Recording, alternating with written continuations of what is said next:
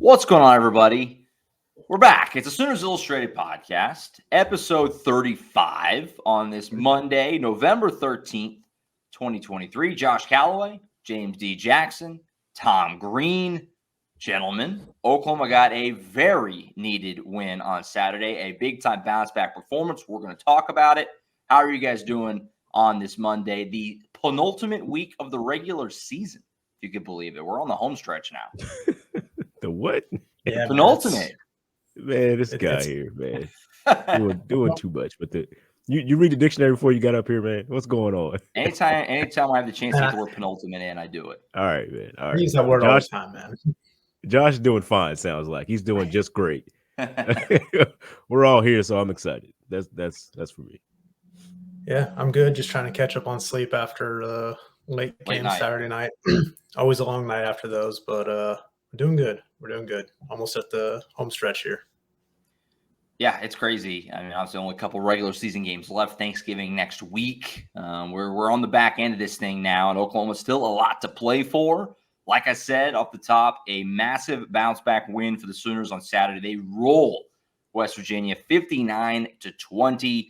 We all thought, the three of us and Colin Kitty, that Oklahoma was going to win this game. We all picked OU to win on Thursday's show. Mm-hmm. Nobody thought it was going to be that big. Only Tom had them covering the number of 13.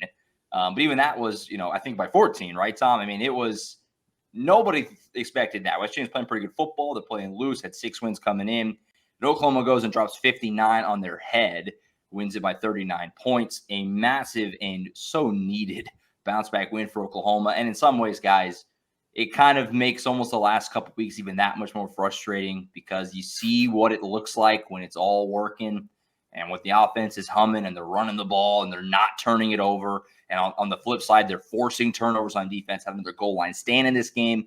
This was Oklahoma at their best, and at their best, they're really dang good, which I think is almost exactly what Brandon Venables said post-game. And when it's all working, it's pretty good. This is the first time we saw that Texas team since the Texas game on Saturday night. Oklahoma looked really, really good, and they needed that in a major way. I think the offense in particular needed that kind of game. It was almost catharsis for them. Another 50-cent word there for James. Since we're using our big words. I've heard that one. I've heard that one. But no, it felt cathartic for them offensively in a sense. Just the way everything was kind of running. I know Jeff Lebby's obviously been under a lot of criticism the last 2 weeks, 3 weeks, even going back to the UCF game, for just his play calling and how this offense looked at times, especially in key situations. But man, they came out on Saturday and just stepped on the gas and didn't let their foot off. They scored on 9 of their first 11 drives. The only drive in the first half that they didn't score was, they got behind the chains. They had a pre-snap penalty. It was their only one of the game. But they were just rolling, and Dylan Gabriel was just orchestrating an efficient, deadly offense, explosive. And, man, Jeff Lebby was in his bag in this one. Mm-hmm.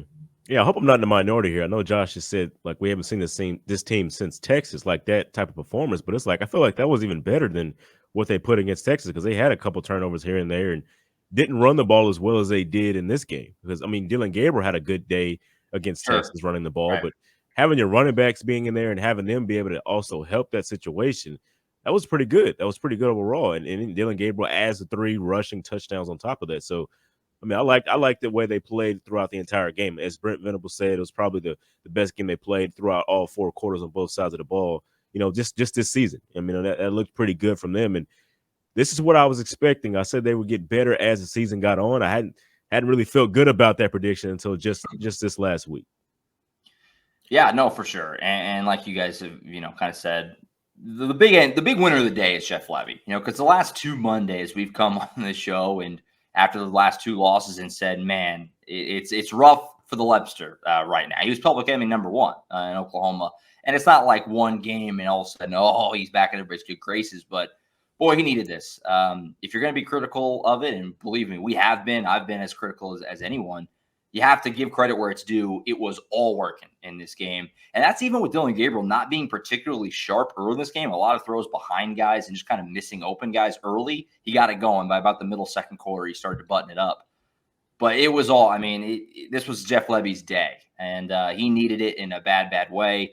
Oklahoma couldn't be stopped offensively. I mean, there was nothing West Virginia could do. They had no answers at the beginning of this game. Jeff Levy needed a bounce back game, and that, frankly, to me, was really remove the Arkansas State game. Does that even count? But remove the Arkansas State game. That's really as good as Oklahoma has looked offensively, probably since Lincoln Riley left Oklahoma. I mean, it was all working, running the ball, throwing it around to multiple guys. Drake Stoops went crazy. They got the tight ends involved. Hello, how about that? I've been talking about that all year. Austin Stardner was alive in this game, caught a touchdown even. It was all working. Nothing to complain about offensively, and boy, Jeff Levy really needed that. Yeah, I think one of the things that really stands out to me looking back at this game, obviously we'll get into Dylan Gabriel's big game, I'm sure, and just kind of his record-breaking performance on that front. But you look at it, I think they only ran one side-to-side running play, and in the passing game, they only had two attempts behind the line of scrimmage. There was a lot more downfield passing.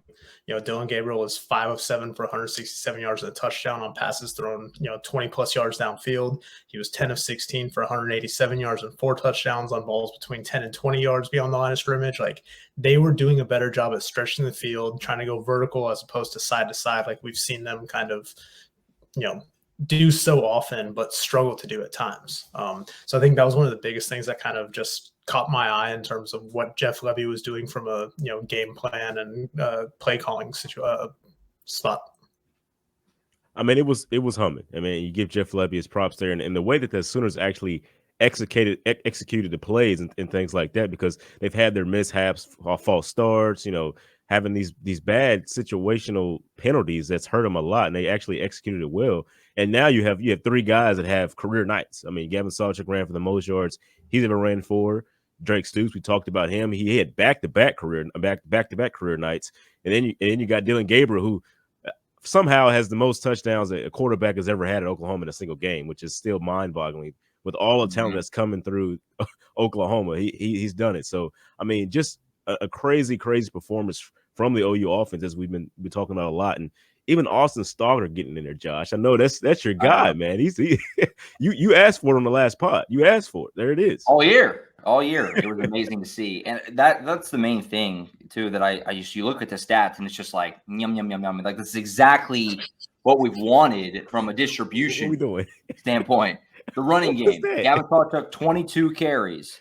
Dylan Gabriel had 11, obviously, in the QB run game. He scrambles and things like that. They utilized that great. We'll talk about that more in a minute. But after that, they let Gavin eat. Like, they rode one guy. They let one guy get into a rhythm, and he got going, and they just kept feeding him. And it worked all game long, 6 yards a carry for him. And then the receiving distribution, obviously, Stoops had a massive game, 13 targets, and he earned those 13 targets. He caught 10 of them, had a buck 64 and 3 tutties. But then after that, Anderson 6 targets, Stogner 6 targets, Farouk 5 targets, Gaden Gibson got a couple targets and caught a touchdown. Like, it was evenly distributed around, but one guy got more and he earned more because Stoops was playing so well. Like, it was just working. The rhythm was there. It felt like everything was setting up the next play, which you haven't always felt that way. It had a flow to it. And, there's a lot of times where we come here on Mondays and it just felt like I didn't understand the thought process or the rationale behind things. And we've talked about that, certain play calls or why are you using this guy like this? I didn't have any of that. I felt like everything was done and every player was used the way you would think they would be used to get the most out of them. Farouk was in the backfield again. He had a couple of good runs from this spot. Yeah, he did. He had a couple of carries, 2 carries. Execution was 29 yards. The execution was well, though, so you didn't even notice that he was back there until he got up and it was him. I mean, we can't see the numbers from the press box anyway with the Unity uniforms, but you saw what he was doing. He looked really good running. He would look quick, things like that. And it's like, okay, I see why maybe they thought to put him back there. He looked, pretty good there. I think what we get to see now is now that Gavin Sawchuk is fully healthy and he looks like the main number 1 guy, I think we can get Tommy Walker back in there in the red zone and have a power back system. So you have your speed guy for the open field, and then the power back comes in and can be that aggressive runner in between the tackles in the red zone. I think they have that, they have that ability to do that now. So, yeah, I am curious, like, just how much Tawi's ankle might be bothering him a little bit because he only got 1 carry in this game. I know, some of that is like, hey, like Gavin Sawchuk got in rhythm and they decided to feed him and make him the workhorse in this one. But I do wonder if, that ankle's still bothering Tawi a little bit. I know, Brent said at the start of last week that, he'd be back at practice too. But yeah, man, it was good to see. Like, this is what everybody saw from Gavin Sawchuk in the Cheez It Bowl. Like, this is that kind of talent that he is. And, watching him like in person, you don't necessarily, it doesn't look like he has breakaway speed per se, but he has a good patience in running the ball. Like, I don't remember exactly what it was, but it was in the first half. He had a run where he got like 5 yards downfield and there's just like a muck of people behind him. And he was just kind of patient, bounced it out from behind the offensive line and broke it down for another like 20 yards down the right side. I lost him on the field. I lost him. All of a sudden he just bounced outside. I was like, oh, there he goes. Mm-hmm. Yeah. His patience is kind of Le'Veon Bell-ish. If you remember that from, 5-6 years ago or so. Yeah. But I mean, it was good to see them. Like, they've gotten the running game going, really since that Texas game for the most part. Like they've done better at establishing the run. But this was like the first time we really saw them stick with like one guy and like let him do his thing. And again, we mentioned Dylan Gabriel, 11 carries, really 9 because 2 of those were sacks, but 9 carries for 50-something yards and 3 touchdowns. Like, when they're able to get him involved in the run game, it just opens up lanes and makes this offense more complete. Yeah, we're seeing a lot of like design quarterback runs, especially inside the 5-yard line. Yeah. You can kind of tell when it's coming. The back kind of comes forward before Gabriel, and then they snap it from there, and you know what it is. But it's like Dylan Gabriel, he does so well at it. And he talked about physicality in football. He's, for some reason, he wants to run over people. I'm not sure what's going on with that. But he loves doing that as a quarterback. Something you wince a little bit here and there, but he seems to get it done every single time. Yeah, I mean, he's got 11 rushing touchdowns this season, which is the second most among all quarterbacks in college football. Only Jalen Milroe over at Alabama has more. And that's because he had a 4 touchdown game on Saturday. So I mean, he's got as many rushing touchdowns as Caleb Williams. Mm-hmm. Like, what's his longest? Like 10 yards. Like they all love him. They love him inside in the goal line because that's been their most effective goal line offense. I mean, that was the one thing, if you wanted to nitpick at all, which I'm not really going to do, but it was a little shaky-ish inside the 5. It settled for a field goal once. Took him a few tries each time, but without question, the most effective, offense down there was to just run Gabriel on a little QB draw type play and let him punch it in himself. Dylan Gabriel, obviously phenomenal. Like James mentioned, 8 touchdowns in this game. OU record. That's insane. Okay, that's insane. A lot of really good players have played Oklahoma. Heisman winners, obviously just in the last decade. 2 guys that went number 1 overall. Another guy who's tearing up the NFL right now, and Jalen Hurts.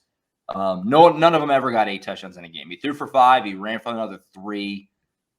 I mean, like I said, he wasn't even really particularly sharp early in this game. Lots of throws that were off target, but he persevered through it. He figured it out. By the middle to late second quarter, he had it going. The bomb to Gibson was beautiful. The Stoops touchdown, he broke like 4 tackles. The first one was a great throw as well. He's playing really well. I mean, what can you say? He's doing everything he can. Monster game for him. And that run game was an element that we didn't see in Bedlam really at all. The QB run game with him, they got that back going. 8 tutties is just crazy. And I don't think he can get back in the Heisman mix, but it's kind of wide open.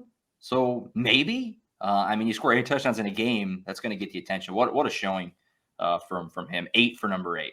This might be the year that this might be the year that a wide receiver gets the Heisman. I think Marvin Harrison Jr. from Ohio State.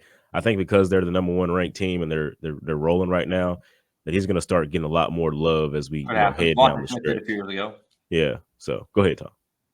Yeah, no, I mean, I think Marvin Harrison is probably the best player in college football, but I have a hard time giving him the Heisman just because his numbers aren't out of this world. And I feel like you usually need that for a position player to win it and not a quarterback of late, or a running back even, just because wide receivers are so quarterback dependent. But I do think Marvin Harrison Jr. is probably top 2 talent in the country, up there with Caleb Williams.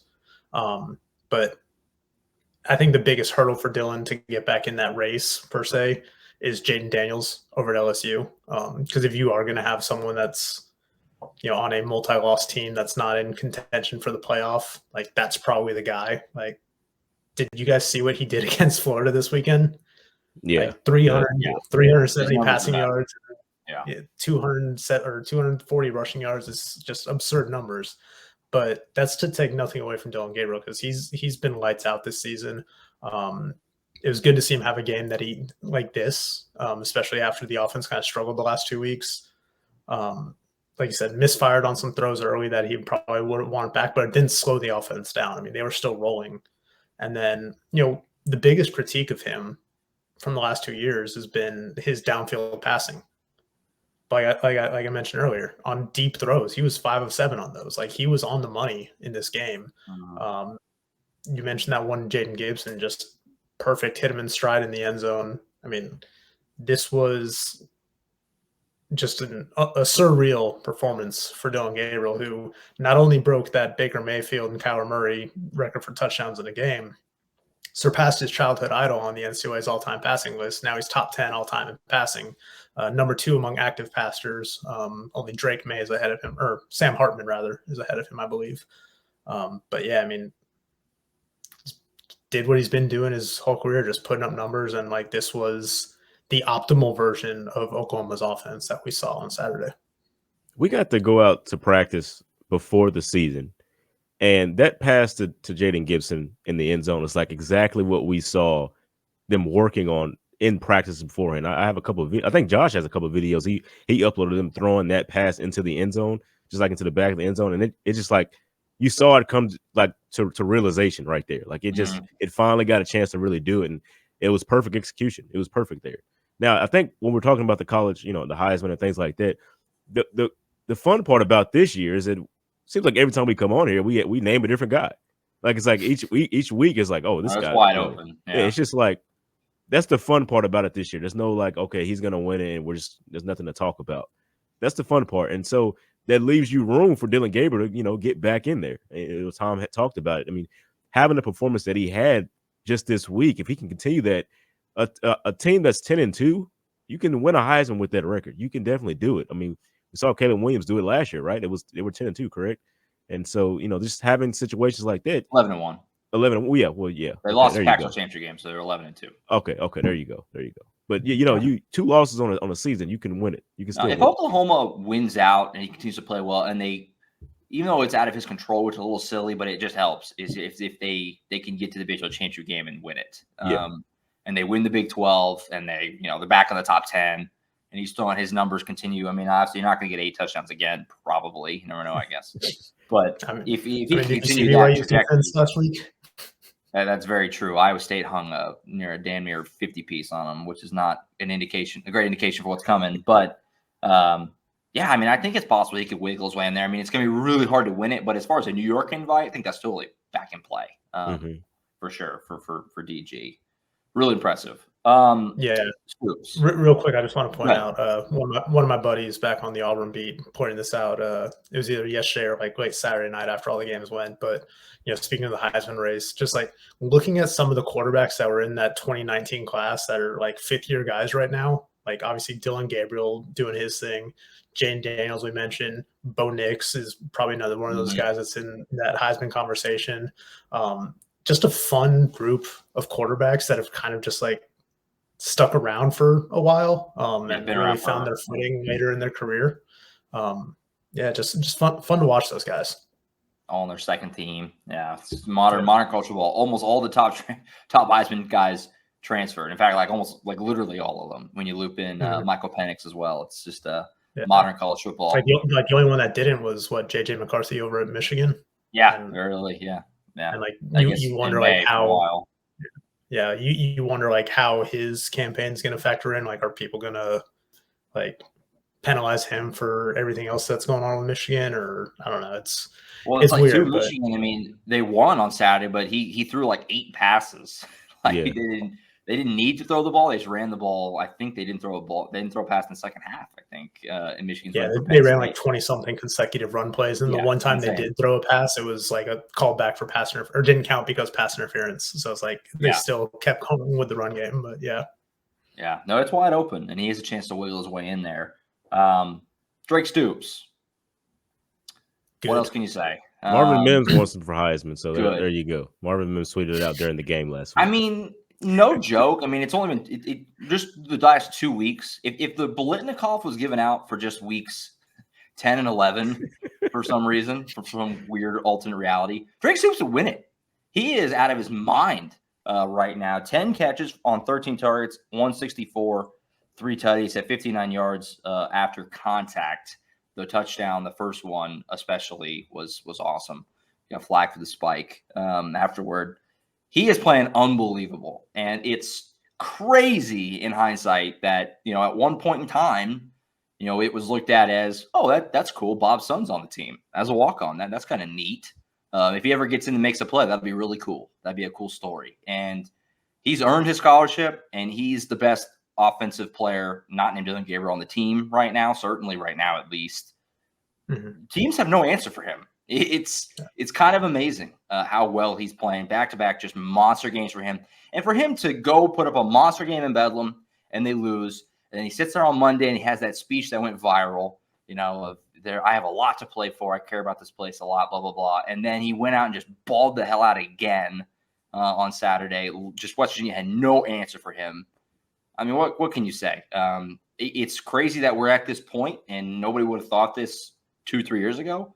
But for Oklahoma going into 2024, Drake Stoops may be like the toughest guy to replace on the whole team of guys that they're going to lose after this season. Just from what he provides, production, leadership, he's everything you could want. All the praise in the world headed his way, and he's earned it at this point. Yeah. I mean, if we're going to talk about individual awards here real quick, I mean, it feels like he's locked up the Burlsworth, which goes to the best player who started his career as a walk-on. He pretty much locked that up the last 2 weeks. I mean, his 22 receptions over the last 2 weeks are the most in the country. Just absurd. He's got an 80.5% catch rate on the season, which is like top 3 among like high volume wide receivers, guys that are targeted a lot. Leads the Big 12 in touchdowns, tied with Adonai Mitchell over at Texas. 692 yards is top 5 in the conference. His 62 catches are first in the conference. I mean, this is what Oklahoma needed him to become after they lost Andrew Anthony. It's not a 1-for-1 comparison because they play different positions, and obviously Andrew just has like top end speed that could take the top off of defense. But they needed someone to step up, and Drake Stoops has delivered these last 2 weeks in particular. Yeah, I mean, you talk about him coming on as just like the coach's kid, where everybody thought. It's like he's going to leave this place with a bunch of accolades that he put together on the field. I mean, and in the classroom. I mean, just what he's done. He's had a couple academic awards. He's going to have a couple of awards from this season. He's helped win the Big 12 title game a couple of times. So it's just he's going to have a really good resume going into the draft, which is what he wants to do, is have an NFL career before he comes back and tries to coach, things like that. Yeah, I mean, Neil Brown after the game had a lot of praise for him. Said that he's a guy that he thinks is going to play on Sundays.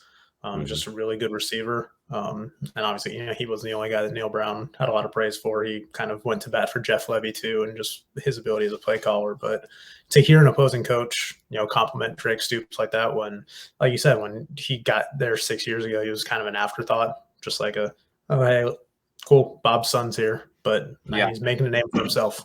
And, that's not easy to do, like when your dad casts, such a large shadow over your name, Yeah,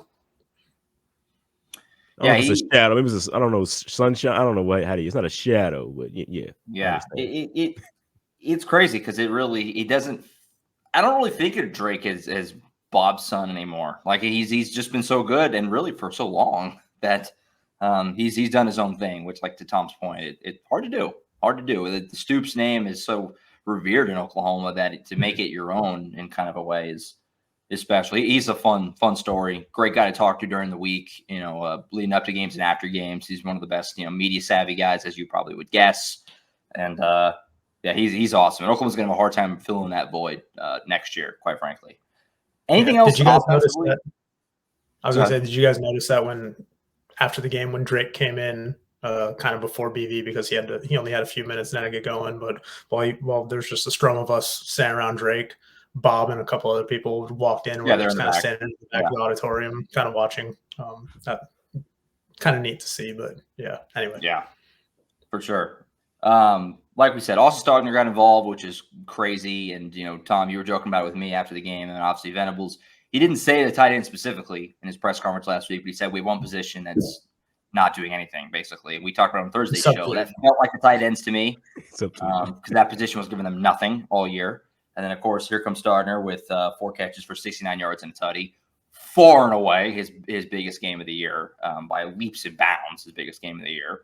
Also in this game, what was I going to say? I lost. Well, I was going to point out. While you get that situated, I was going to point out before this game, we learned that Tyler Guyton wasn't going to be in there, which is the right tackle position. That's a big position for a left-handed quarterback. That's basically your left tackle, like the blindside guy.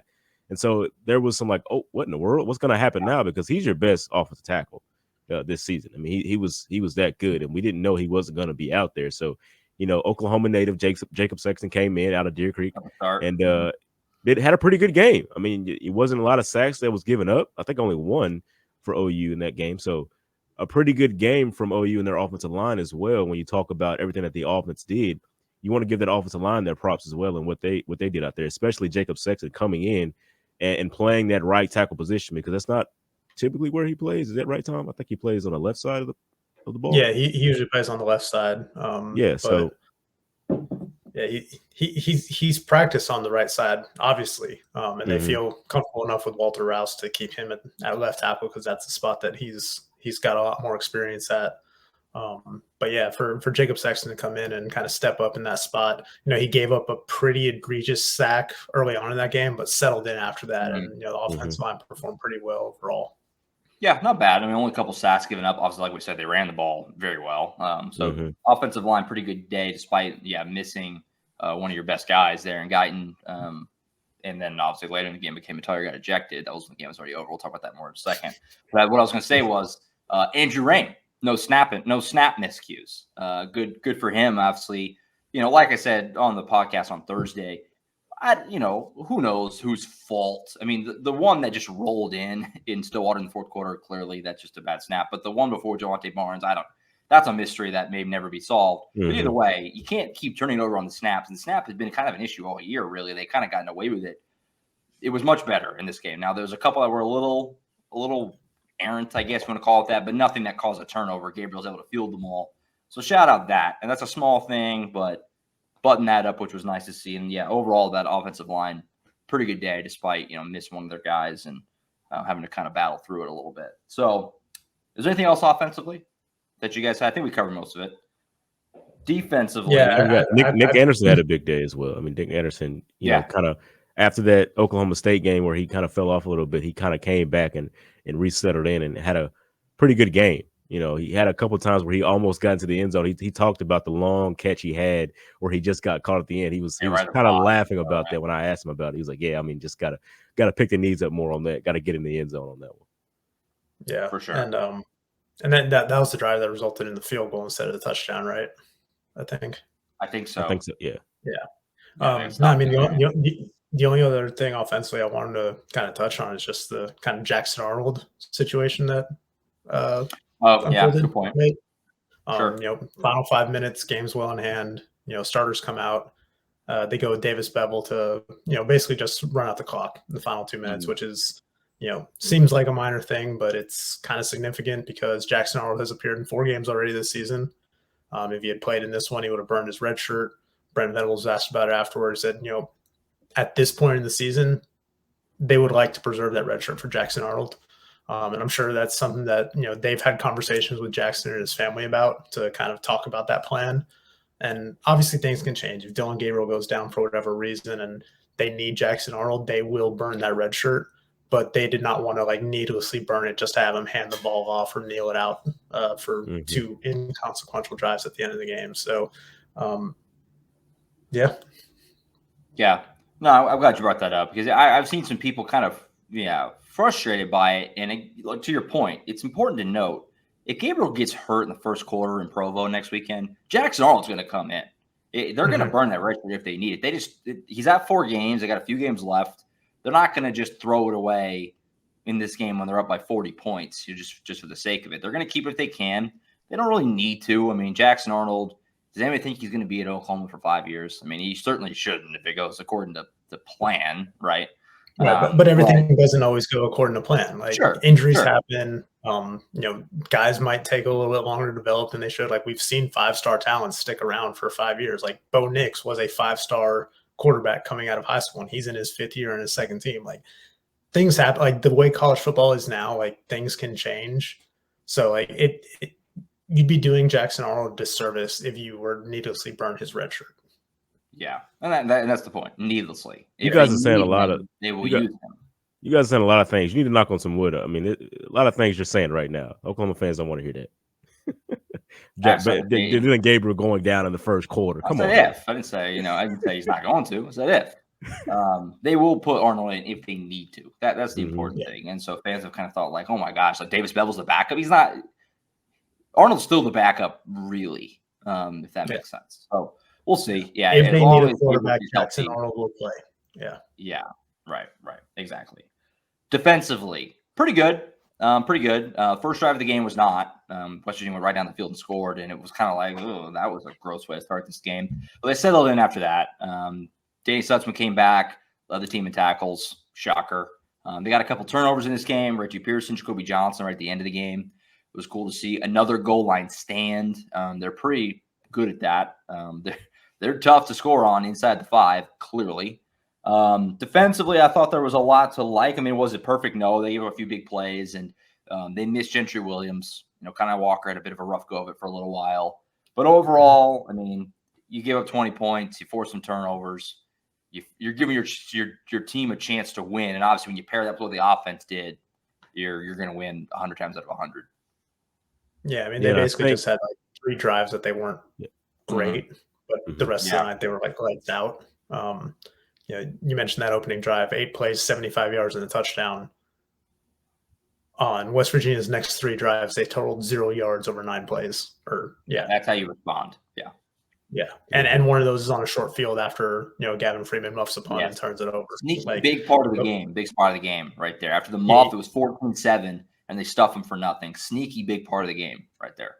Yeah, 3 and out, 3 stops and a missed field goal. You get a 4th down stop, another 3 and out, a goal line stand, and then you give up a touchdown at the end of half. You give a touchdown on their first drive of the second half, but then you go interception, punt, 3 and out, punt, interception, end the game. And that Reggie Pearson interception, sneaky big too, because even though Oklahoma still had a 3-score lead at that point, West Virginia had scored on 2 consecutive drives on either side of the half there.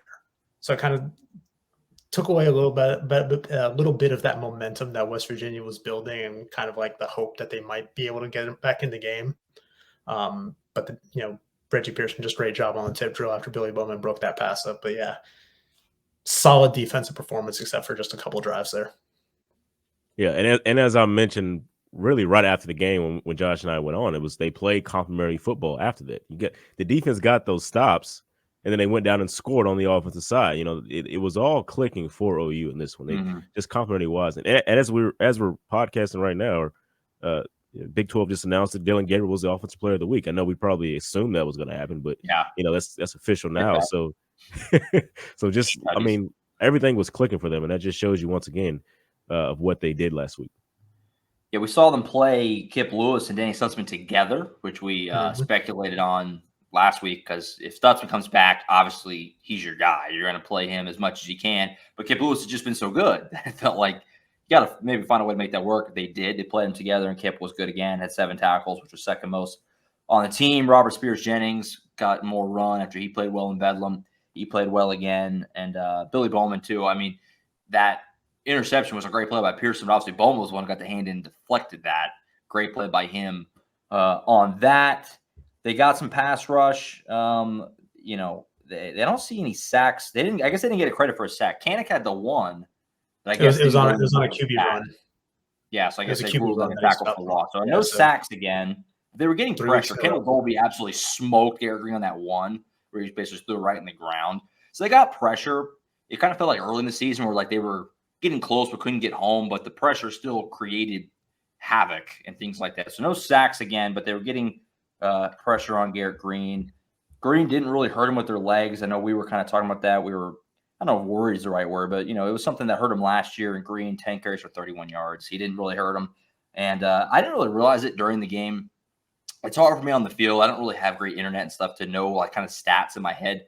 But I was kind of – he got back afterward, and he completed 10 of 27.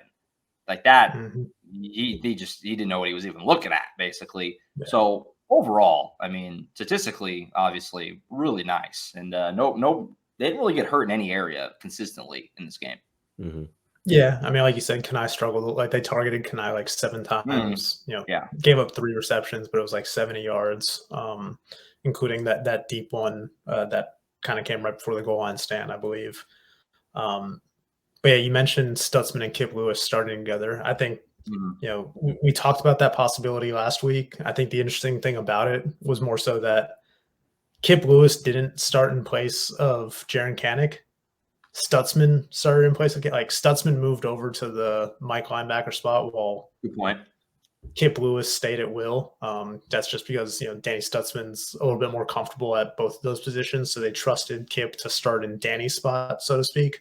Thought that was interesting. Jaren Kanak played his fewest snaps of the season. We saw a little bit more of Kobe McKenzie. Lewis Carter got in there some as well. So they rotated some guys. But yeah, third week in a row without a sack. But again, they got pressure. Kendall Dolby coming off on the corner there on third downs like 3 different times to apply pressure was just huge. 8 tackles for loss, though. They still lead the Big 12. They're top 10 nationally in tackles for loss. So even if they're not getting the sacks, they're getting in the backfield and getting stops behind the line of scrimmage. Yeah, and I talked to Kendall Dolby after the game, and we were kind of talking about Kip Lewis and what he's brought to the team. He kind of like affirmed what we all thought just talking to Kip Lewis in practice and stuff like that. He was like, he's like the most chill guy that I know. Like he's just not like a fireball at all. Like there's nothing loud and lavish about him. He's like the complete opposite of Danny Stutzman when you think about it. But he has this switch that he turns on when he comes to the game, and that's what Kendall Dolby was talking about, that switch. I don't know where he gets that from. Was kind of what he was saying. Like he just looks like a whole different person. And like when he came in, he was a very raw prospect. He was a freshman, and he said he looked like a freshman. He was that type of player. But he's just grown so much since then that he's like Kendall Dolby's like, yeah, he's there's something strange about him, but I like what he's doing because as long as we get off the field, I'm all happy for it. Also, Kobe McKenzie got some run in this game again as well. You think that dropped interception is going to keep him up at night a little bit? Hit him right in the chest. It was on 4th down, so you can kind of live with it, but yeah, I mentioned this to James after the game. It's like even if he got the interception, like it looked like he was tripping, like he was going to fall down. Oh yeah, it didn't hurt him. Yeah. Yeah, they needed that for the footing, though. He could have returned that for a touchdown, but but yeah, needed for the stats, that was a gimme. Yeah, yeah, hit him but right. Speaking of interceptions, Oklahoma does lead the country interceptions, tied with Liberty. 17 of those. It's the most that Oklahoma's had through 10 games. I think since 2000 or so. Mm-hmm. Yeah, that's what it was. Yeah, but I mean, they've got as many interceptions as they did all of last season, still at least 3 games to play. So even though the defense has given up its share of, big explosive plays, they've been getting after the ball and they've been ball hawks, been opportunistic, as I like to say. So good to see them get a couple more of those there too.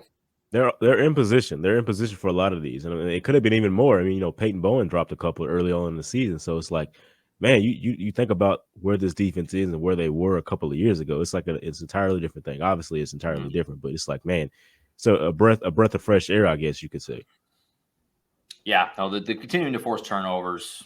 I mean, that's going to just set you up in great shape. And yeah, the goal line stand obviously was awesome too. And seeing Venables' reaction,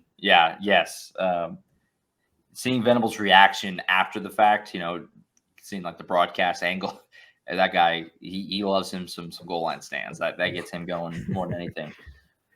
Defensively, it's been good though. I mean, it continues this kind of positive just trajectory. I mean, Bedlam, obviously there were some problems in the Kansas game certainly, but Bedlam and going back to the I mean, really all year. I mean, there's been moments. This defense isn't elite yet, but it's still clearly we're 10 games in. It's still clearly so much better than it was last year. You're seeing that forward progress, and a lot to be excited about the way they're recruiting on that side of the ball.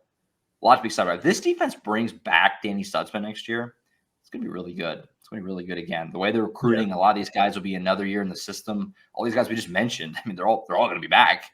Yep. So there's a lot to be excited about moving forward. And that's a good thing if they don't make the playoff, or well, they're not necessarily going to make the playoff, but when you get to your bowl game, you're going to have your guys playing. It's not going to be many guys sitting out getting ready for the draft or anything like that. So you're going to see a really good Oklahoma team in the bowl game. And that's the fun part about it with this group, not really having a lot of seniors. Mm-hmm. Yeah, just on the defensive trajectory that you're talking about, it's like Brent Venables put it after the game when he was asked about the goal line, saying he's like, yeah, I don't like quote unquote giving up all those yards, which they've given up their share of yards throughout the season, but the defense has been good situationally. I think they're like top 10 or top 15 and on third downs. Mentioned the interceptions. They're top 10 in takeaways on the year. Turnover margin's been good, save for those last couple games. But the areas that you want the defense to really excel in, the ones that matter, that's where this defense has been stepping up. And that is like you said, a positive step forward as Brent Venables tries to build this program how he wants it to be. Yeah. Yeah, and as we said, I mean, they have the identity now. They have an identity. Their defense is not something that people or teams just go out there and be like, oh, it's fourth down. Oh, we're on our side of the field. It doesn't matter. We'll go for it anyway and get it. It's that you just don't do that anymore. It's not something that you want to try against the Oklahoma defense. I mean, it's hard enough to get 1 yard at the goal line against Oklahoma's defense. So it's like you're not trying that anymore. For sure. Definitely. It's come a long way, and it continues to impress each week, really. And a lot of guys make an impact, a lot of young guys make an impact, which is exciting moving forward. So as we look ahead now, BYU this weekend, BYU is not very good. They're 5-5. We mentioned it kind of in passing there earlier. They got just housed at home by Iowa State last weekend. They have a few really ugly losses. TCU absolutely hammered them as well. So it hasn't been a great first year in the Big 12 for Kalani Sitake and BYU. As far as the Big 12 race goes, Oklahoma got a lot of help on Saturday. Kansas lost at home to Texas Tech. And Oklahoma State got absolutely destroyed by UCF in Orlando. Now, the best way I can describe it is I'm pretty sure Oklahoma does not control their own destiny still at this point. They still need some help. Yeah. But they got a lot of help on Saturday. You got a couple more weeks to get more help. The tiebreaker scenarios are crazy confusing, and it really we'll have a much better idea after this weekend when you have just one game left, and it's more like, okay, who actually is still left in the running? Because technically there's still a lot of teams left still in the mix.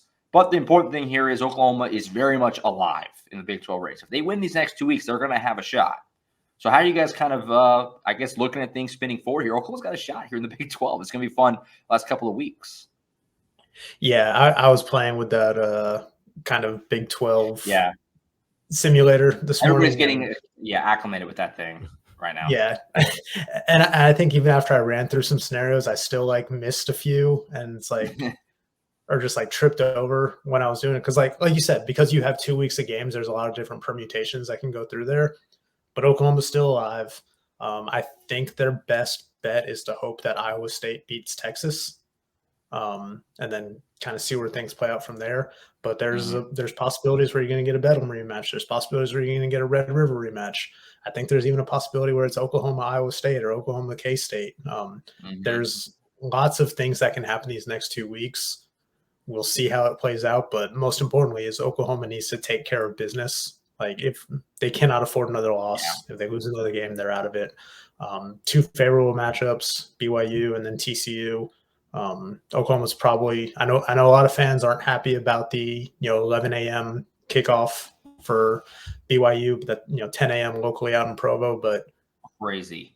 It's kind of helpful for Oklahoma because you have a short week with TCU on Black Friday after that. So it is. Yeah. Getting back earlier is more helpful than having a night game or an afternoon kickoff there in Utah. Lots can happen.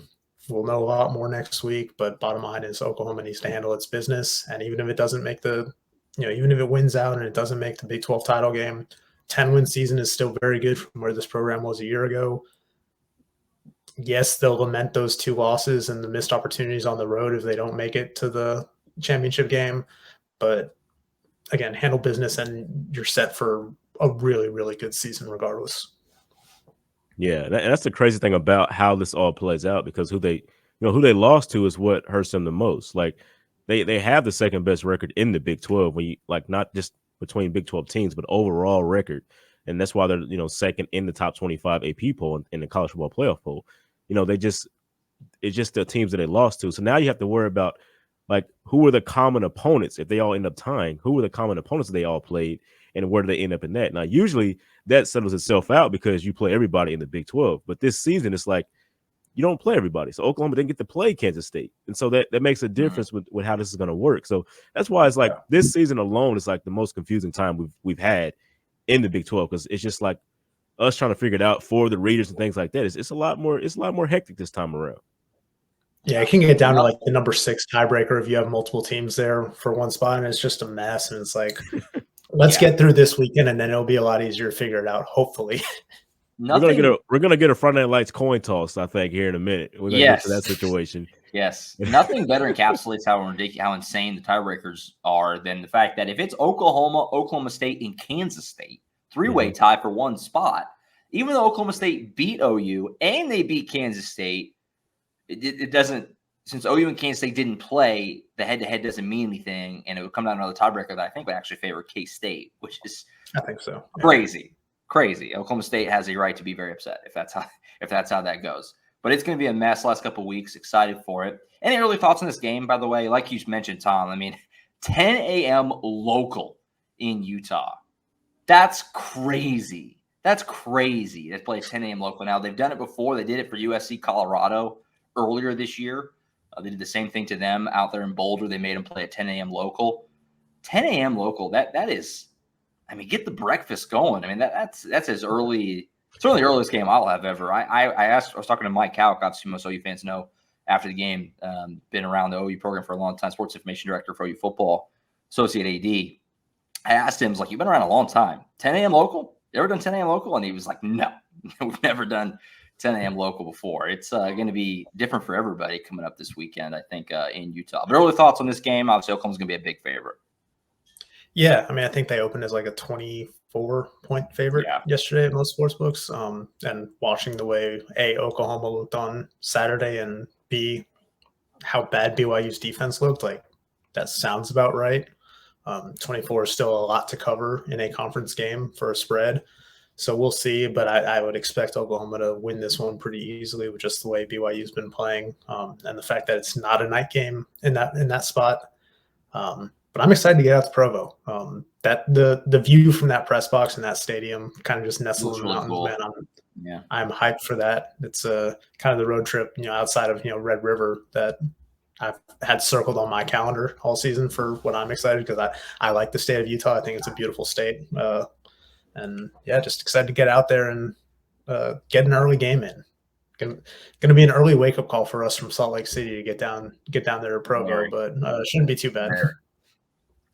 Yeah, it's going to be a different scene, a lot different scene. And that's the thing. You want to come out, and I feel like I say this every time, because OU's been the favorites in all these games. Like, you want to come out and win early. You get on top of them early, because this is the championship game for a lot of teams. When OU comes to town, this is the championship game for them. That's what Kendall Dobie also said to me. It's like, you saw what they did when they beat us. Like, the fans running on the field and breaking the goalposts. Like, it's like a big deal just to beat OU. So you're going to get the best game from BYU. You're going to get a better game than you've seen this year. So it's like, you got to get on them early and let them know that who you are and what it takes to be this good. You got to get on top of them early. So that's the key once again. I mean, as long as Oklahoma doesn't beat themselves, they'll be just fine in this game. No penalties, no headaches, just control what you can control and do your job, and you'll be fine.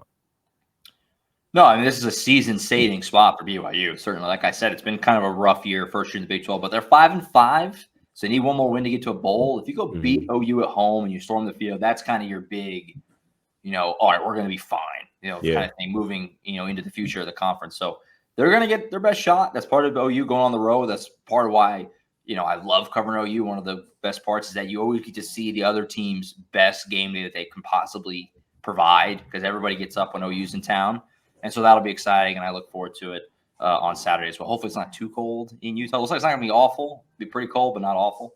And, man, that's going to be an early wake-up call. 10 a.m. kick on Saturday. All right, that's it for us. Obviously, Thursday show, we'll be back. Colin Kennedy will also be on the show to hit some recruiting news, and we're going to full preview of the Sooners and the Cougars on Saturday in Provo, Utah. So be on the lookout for that one. Oklahoma.247sports.com. Tons of post-game coming out of the weekend. And obviously, we're now turning the page to the next one. Oklahoma BYU on Saturday. Lots there for you. Also, basketball season is off and running. Both the men's and women's teams off to great starts. We'll get into that a little more on the Thursday show as well. So be on the lookout for all that kinds of great basketball coverage on the site as well and on the YouTube channel.